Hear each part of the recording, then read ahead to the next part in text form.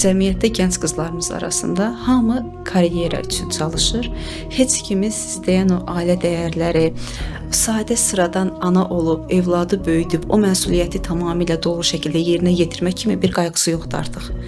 Və hətta ailə qurub evlad sahibi olmağı geri düşüncəlik, geridə qalmışlıq kimi təqdim edirlər və çox sürətli şəkildə bu artıq belə deyim də bütün gənclərə bəli sirayət elədi.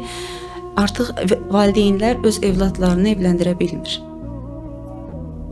Mən sizə bir şey deyim. O pritçə ki var Bibliyada, Quranda da var o. Adəm və Həvvanın cənnətdən qovulması. Orada şeytan qadından yanaşır Adəmin ailəsinə. Qadın biraz da nəfsi təmsil edir, nəfsi daha aktivdir. Kişi də aktivdir, qadın biraz daha aktivdir. İndi də bizi huzurumuzdan qovub çıxartdılar, ailə institutumuzdan qovub çıxartdılar qadına yaxınlaşmaqla. Mənim şübhəm yoxdur ki, bu feminizm çox təhlükəli, məkirli bir şeydir. Və min illərdir ailə ona görə mövcud idi ki, qadın qadınlığına qatlaşırdı. İndi qadın qadın olmaq istəmir. Ana olmaqda uduzmaq görür. Bəli. Halbuki ana olmaq qadının ən böyük nailiyyətidir. Kişi, təkrarlayıram son vaxtlar mən bunu, çünki bu bütün mənim sözüm deyil, bu bütün şərq fəlsəfəsinin kvintesensiyasıdır. Kişi yer üzünə gəlib ki, həqiqəti tapsın və canını ona qurban versin. Qadın yer üzünə gəlib ki, evlad dünyaya gətirsin.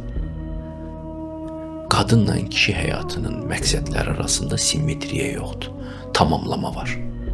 Qadını kişi ilə yarışa soxdular. Qadının psixikasına, fabrik ayarlarına uyğun gəlməyən bir həyat planı çizdilar qadına. Xoşbaxt olmadı.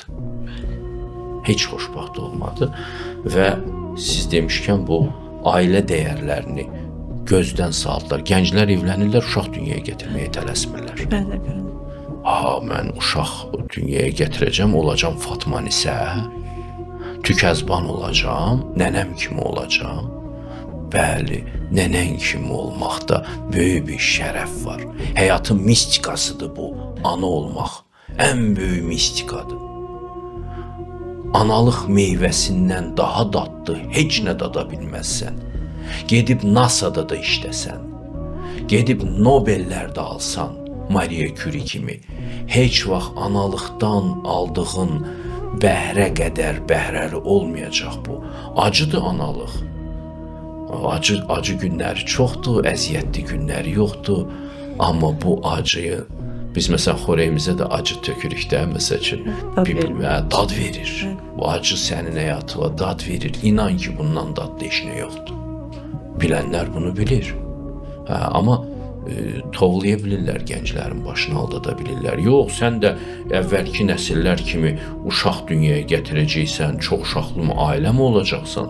Yox, sən gəz, toz, dünyanı axtar, sən qeyri-adisən.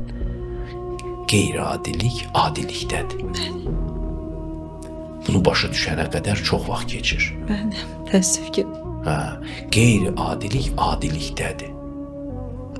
Müdrik torpaq kimi olmalıdır, parıldamamalıdır. Bəli.